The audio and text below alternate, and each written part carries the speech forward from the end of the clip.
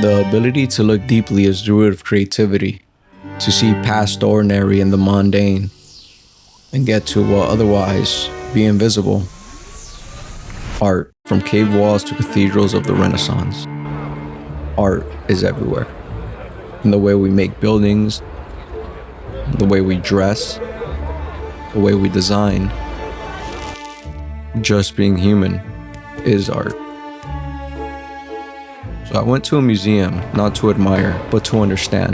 To some, these works are just beautiful pictures. To others, they are lifetimes, all condensed into canvases and pigments, and hang in silence. They sit behind glass. The question is, why do we do it? As artists, we give everything to something we may never be paid for. I ask myself that often. Sometimes I spent weeks, months on a single film. I have no big audience, no guarantees. So what drives me forward? Well, it's the passion that ignites my soul. Art is how we leave something behind. It's how we turn bones and dust into legacy, a fragment of ourselves projected into the world, something that long after we're gone might still breathe. But not just be seen, be felt, be understood. That's the real cycle. We inspire so others can feel inspired, and they create so the cycle begins again. The goal isn't to live for yourself, it's to live as your most true self, to be odd, to be different, to be you.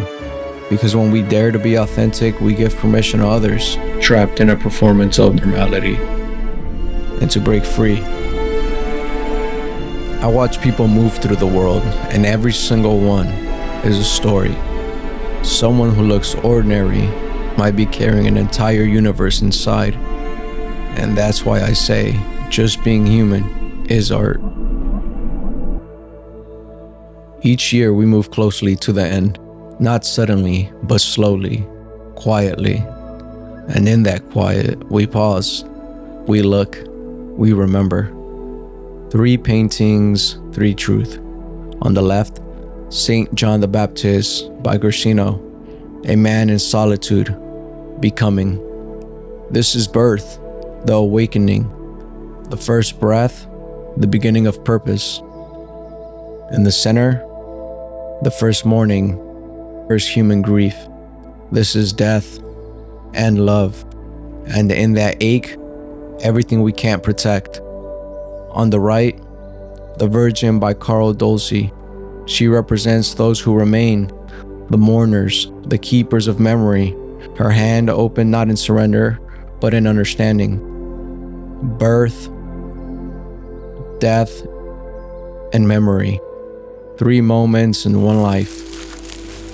We try to escape time, but we never can. What remains is what we create, not just paintings, but films, poems, music, photos, and conversations. Anything born from love, from pain, from truth, that's art. Even in the darkest works of history shines light on who we are and who we could become. So create something and leave it behind, not for the world, but for someone who might look and feel less alone. That is what art is, a piece of you, external. Each of us sometimes drifts into numbness, so accustomed to beauty that its wonder slips away. Yet the richest muse is life itself, a boundless canvas of inspiration. I believe in God, the supreme artist whose work eclipses all. Consider this octopus. Its fluid dance is delicate, just like a ballet. Its vibrant hues, a living painting. Art, after all, is but a matter of perspective.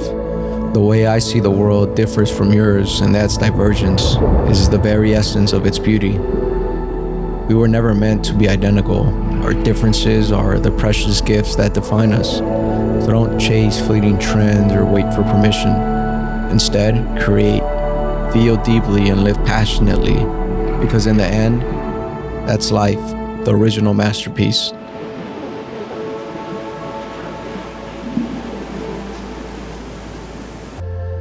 Thank you for making it to the end. I do want to say this video is sponsored by Dehancer, and I use their tool for all of my personal projects. If you're interested in creating a film emulation and feel for your personal videos, I definitely recommend you check them out. Not only that, but their UI is very easy to navigate.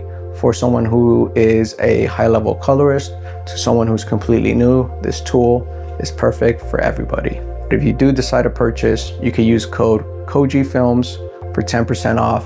See you guys all next time.